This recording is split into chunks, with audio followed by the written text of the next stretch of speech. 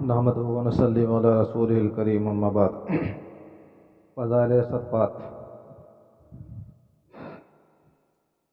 بخاری شریف وغیرہ میں ان کا ایک قصہ آیا ہے۔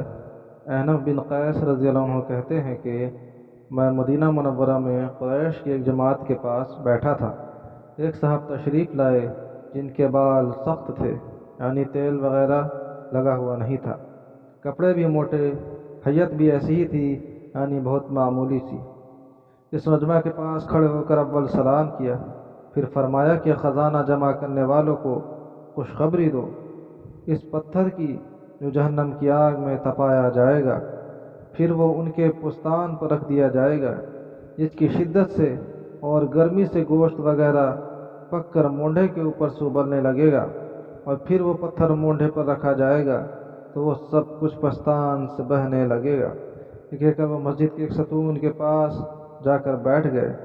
احنف رضی اللہ عنہ کہتے ہیں کہ میں ان کو جانتا نہ تھا، یہ کون بزرگ ہیں۔ میں ان کی بات سن کر ان کے پیچھے پیچھے چل دیا اور اسی ستون کے پاس بیٹھ گیا، اور میں نے عرض کیا کہ اس مجمع والوں نے آپ کی بات کی طرف کچھ توجہ نہیں کی، بلکہ اس گفتگو کو ناپسند سمجھا۔ وہ فرمانے لگے، یہ بے وقوف ہیں، کچھ سمجھتے نہیں ہیں، مجھ سے میرے محبوب نے کہا ہے۔ احنف رضی اللہ عنہ نے پوچھا کہ آپ کے محبوب کون؟ کہنے لگے، حضور اقدس صلی اللہ علیہ وسلم۔ اے ابو ذر، تم احد کا پہاڑ دیکھتے ہو؟ میں یہ سمجھا کہ کسی جگہ کام کا بھیجنا مقصود ہے، اس لیے دکھلانا ہے کہ کتنا دن باقی ہے۔ میں نے کہا، جی ہاں، دیکھ رہا ہوں۔ حضور اقدس صلی اللہ علیہ وسلم نے ارشاد فرمایا، اگر میرے پاس اس پہاڑ کے برابر سونا ہو تو میرا دل چاہتا ہے کہ اس سارے کو خرچ کر دوں، مگر 3 دینار، جن کا بیان اور روایات میں ہے۔ اس کے بعد ابو ذر رضی اللہ عنہ نے کہا، لیکن یہ لوگ سمجھتے نہیں، دنیا کو جمع کرتے جاتے ہیں، اور مجھے خدا کی قسم نہ تو ان سے دنیا کی طلب نہ دین کا استغنا کرنا ہے، پھر میں کیوں دبوں؟ مجھے تو صاف صاف کہنا ہے۔ حضرت ابو ذر رضی اللہ عنہ کا ایک واقعہ دوسری فصل کے سلسلہ آیات میں نمبر 5 صفحہ 164 پر بھی آ رہا ہے۔ حضور اقدس صلی اللہ علیہ وسلم کا ارشاد ہے کہ روزانہ صبح کے وقت 2 فرشتے آسمان سے اترتے ہیں، ایک دعا کرتا ہے، اللہ خرچ کرنے والے کو بدل عطا فرما، دوسرا فرشتہ دعا کرتا ہے، اللہ روک کر رکھنے والے کا مال برباد کر۔ قرآن پاک کی آیات میں بھی نمبر 20 صحیفہ 51 پر جو آیت گزری، اس سے اس کی تائید ہوتی ہے۔ اس کا مضمون یہ ہے کہ جو کچھ تم خرچ کرو گے اللہ تعالیٰ اس کا بدل عطا کرے گا، اور اس جگہ اور بھی متعدد روایات اس کی تائید میں گزر چکی ہیں۔ حضرت ابو درداء رضی اللہ عنہ حضور اقدس صلی اللہ علیہ وسلم کا ارشاد نقل کرتے ہیں کہ جب بھی آفتاب طلوع ہوتا ہے تو اس کے 2 طرف فرشتے اعلان کرتے ہیں، جس کو جن و انس کے سوا سب سنتے ہیں، کہ اے لوگو، اپنے رب کی طرف چلو، تھوڑی چیز جو کفایت کا درجہ رکھتی ہو اس زیادہ مقدار سے بہت بہتر ہے جو اللہ سے غافل کر دے۔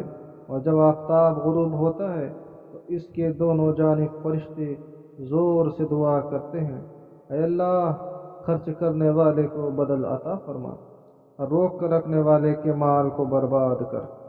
ایک حدیث میں ہے کہ جب آفتاب طلوع ہوتا ہے تو اس کے دونوں جانب 2 فرشتے آواز دیتے ہیں، یا اللہ خرچ کرنے والے کا بدل جلدی عطا فرما، اور یا اللہ روک کر رکھنے والے کے مال کو جلدی ہلاک فرما۔